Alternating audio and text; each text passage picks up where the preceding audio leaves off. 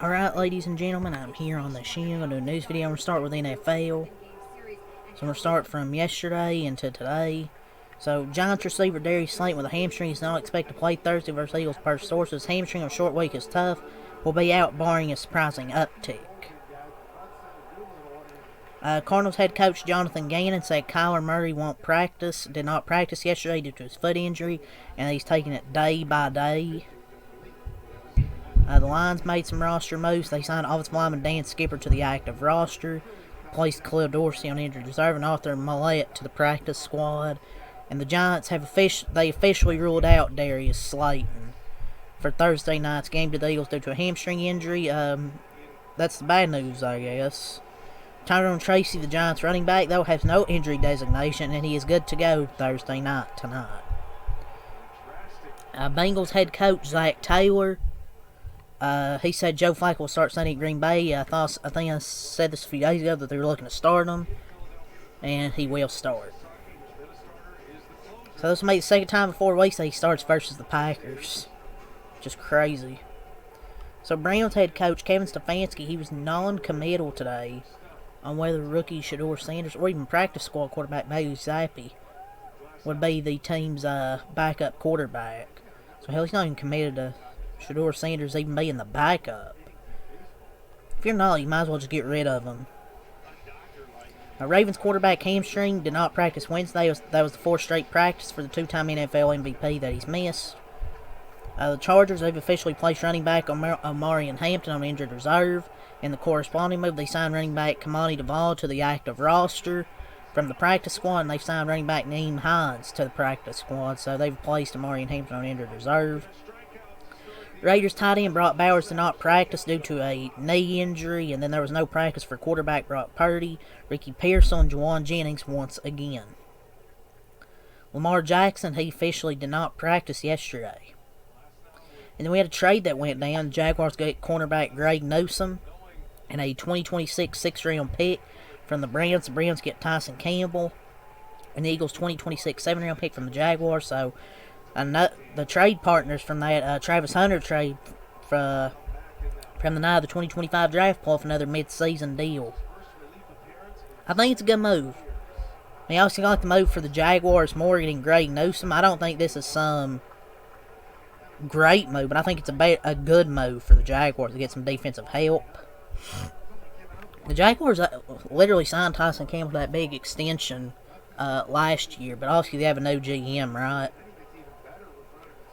Yeah, that trade went down. And the trade was announced today. There's no practice today for either Ravens quarterback Lamar Jackson or Cardinals QB Kyler Murray, so those two did not practice again today. Giants have signed linebacker Neville Hewitt to their active roster. 49ers quarterback Brock Purdy also not practicing today due to his toe injury, and that will put Mac Jones on track to start Sunday at Tampa as expected. The Eagles have activated linebacker Nakobe Dean from the reserve / physical unable to perform list. Chiefs wide receiver Xavier Worthy and Commanders receiver Terry McLaurin did not practice today. Man, there's so many people that did not practice today. There's just so many injuries going on. Another official did not practice for Lamar Jackson. Defensive tackle, Eagles defensive tackle Jalen Carter was added to the injury report Wednesday due to a heel injury. He is inactive for tonight's game against the Giants, so he is officially out. So that's all the news there we got from Schefter. Let's go to Rappaport. So here's something to watch. Patriots cornerback Christian Gonzalez was limited with a hamstring injury. He was full yesterday. Yes, them hamstrings are tricky, man, to deal with. Or I think it was pre-planned rest. I think that's why they're just not trying to have him go full every day in practice, I guess. I think it's pre-planned, maybe.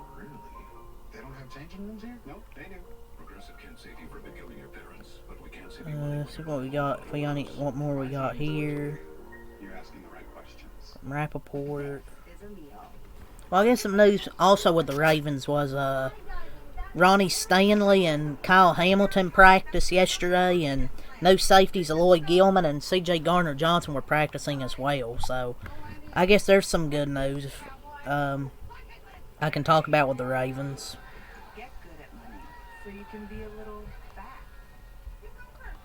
But yeah, that's pretty much it. There's not really any other news. Colts, they're signing Jermaine Pratt to a 1-year deal. He got released by the Raiders. He's now going to the Colts. I mean, how about that? You get to go to a good team. You go from a shit team to a good team. Michael Carter, Jets cornerback, who didn't make the trip to London, is most likely out for Sunday versus the Broncos. Alan Lazard, personal, is also out. That's really the rest of the news I can find here from Rappaport's Twitter. So, per report, the 49ers are interested in adding a pass rusher prior to the trading deadline, says GM John Lynch. We'll see. I'm having a lot of conversations, a lot of good and productive ones. But he also said not if it costs too much or takes away from the ability to add later. He also said that. But I can see him making a trade for a pass rusher. Terry McLaurin quad is not looking good for Monday Night Football against the Bears. He hasn't even practiced in a limited capacity, so yeah, he's definitely going to be out. Report, QB Sam Howell and Drew Lock came up in chatter as other options the Bengals were potentially interested in trading for this week. That's kind of interesting here that those were names. Missed opportunity to add famous Jameis. There were rumors that Bill Belichick and UNC reportedly been discussing a potential buyout, but they quickly shut that down. But yeah, it's all for the NFL. So Lakers star LeBron James is sidelined for at least 3 to 4 weeks due to a sciatica on his right side. He is out for the start of the 2025-2026 NBA season. Are you serious? Man, how did he get injured? What the hell happened? Man, just pour a little Henny on it. It'll be good. But I'm sure this is probably painful, especially being in your 40s. He'll be out for the first 3-4 weeks. USA Basketball is expected to name Eric Spoelstra the new coach of the men's national team. He succeeds Steve Kerr for the next World Cup and the 2028 Summer Olympics. I mean, he's been on the gold medal squad, but now he's going to be the coach, which I think is the right move. With Team USA, Eric Spoelstra will be the next coach. So, per TMZ, Paul Pierce, he was arrested on the suspicion of DUI. Man, the truth, Paul Pierce. Should have stuck to walking. Tracy McGrady on Evan Mobley. I think you could put him in the MVP discussion this year. Seriously? My lord. We see some of the worst takes of all time.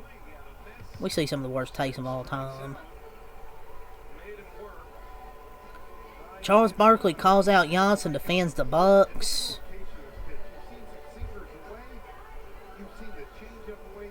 Just running through here. Jason Tatum's informed the Celtics he wants to play this season. NBA GMs have voted Eric Spoelstra as the best coach in the NBA, and they're voting on the best defenders, where Wembanyama's the best defensive player, the best perimeter defender, Dyson Day's best interior defender, Wembanyama, and the most versatile, Amen Thompson. And NBA GMs voted for Steph Curry as the player they'd want taking the shot with the game on the line. Ennis Freedom blames LeBron for Russ being jobless. Oh, my lord. Stop. Brian Windhorst says the entire basketball world is bracing for this to be the Giannis final season in Milwaukee. I don't think the basketball world is bracing for it. I think just media wants him out of there just so he'll go to a top team. NBA GMs voted on the best player at each position. Point guard, Shea. Shooting guard, Anthony Edwards. Small forward, Luka. Power forward, Giannis Antetokounmpo. And center, Nikola Jokic. So those were their votes.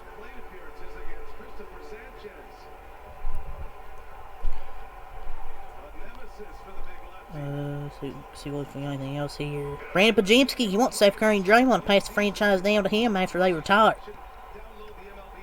Yeah, that's not happening, buddy. Giannis says he's locked in and ready to lead the Bucks, but admits it's going to be hard adding that in 6 or 7 months. He could change his mind. The Cavs, they're showing some interest in Malik Beasley. NBA teams have been monitoring Jared Allen. I don't see the Cavs doing anything with him. Duncan is now viewed as a negative asset around the league, and the Lakers will most likely need to attach another asset to move him. Damn. Despite owning a boatload of picks over the next few years, the Thunder have zero interest in Giannis. I mean, this is obvious. The Utah Jazz are very open to trading Lauri Markkanen. I mean, we can probably hear this every year, and they'll never do anything because Danny Ainge is just too greedy. So let's talk about some NASCAR here. The Band Boys back. Brett Holmes returns to NASCAR trucks, being the #1 Tricon truck at Talladega. Good to see him finally back in something competitive.